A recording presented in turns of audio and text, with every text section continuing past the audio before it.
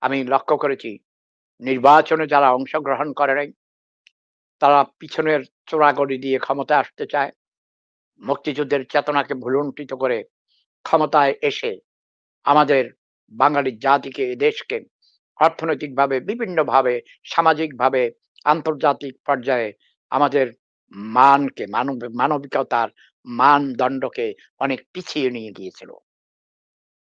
বাঙালি জাতিকে একটা টেররিস্ট জাতি হিসেবে, ইসলামিক টেররিস্ট, ফান্ডামেন্টালিস্ট, পিছিয়ে পড়া জনপদে পরিণত করেছিল। আমাদের অর্থনীতি ভঙ্গুর করে দিয়েছিল। আমাদের নিরাপত্তা ব্যবস্থা, নারী, পুরুষ, মা-বোনদের ইজ্জতের কোনো নিরাপত্তা ছিল না। মাননীয় প্রধানমন্ত্রী আমার হাঁসুয়াপা ২১ বছর লড়াই করে তিনি ক্ষমতায় এসেছিলেন ১৯৯৬ সালে। ৫ বছরের মধ্যে তিনি মোটামুটি একটা পর্যায়ে এনেছিলেন। কিন্তু ১৯৯১ সালে আবার আম এই রাজাকারের দলরা, জামায়াত শিবির, বিএনপিরা ক্ষমতায় এসে আবার তার সেই অর্জনকে হাজার বছর পিছিয়ে দিয়েছে। তারপর তিনি ক্ষমতায় এসেছেন। এবার তিনি চতুর্থবারের মতো, একাধারে চতুর্থবারের মতো এবং ইন টোটাল পঞ্চম বারের মতো প্রধানমন্ত্রী হয়েছেন। দেশের উন্নয়নের পথে যারা বাধা সৃষ্টি করে তাদের আমি ধিক্কার জানাই।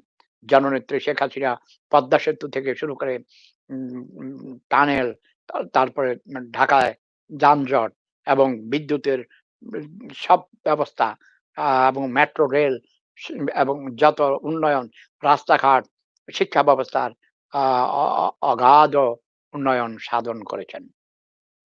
তাই আমি মনে করি আমাদের ওই সো কল্ড ডেমোক্রেসির দরকার নাই। আমি স্লোগান তৈরি করেছি, গণতন্ত্রের গোষ্ঠী কিলাই আমরা দেশের উন্নয়ন চাই। দেশের মানুষ খেয়ে পেটে দুবেলা খেয়ে পরে বাঁচতে চায়। মা-বোনের জানমালের নিরাপত্তা নিয়ে বাঁচতে চাই। আমরা ওইসব গণতন্ত্রের নামে রাজাকারদের ক্ষমতায় আনতে চাই না। কোন তত্ত্বাবধায়ক সরকার এদেশে জীবনেও আসবে না। সেটা আইন করে পার্লামেন্টে আমাদের মহান জাতীয় সংসদে আইন করে সেটা নিষিদ্ধ করা হয়েছে। আমাদের সংবিধানে সেটা সেটাকে নিষিদ্ধ করা হয়েছে। কোন রকম আম তত্ত্বাবধায়ক সরকার হবে না। যারা নির্বাচনে অংশগ্রহণ করে নাই, তাদের রাজনীতি করার কোনো অধিকার নাই। দেশে বিশৃঙ্খলতা সৃষ্টি করার কোনো অধিকার নাই।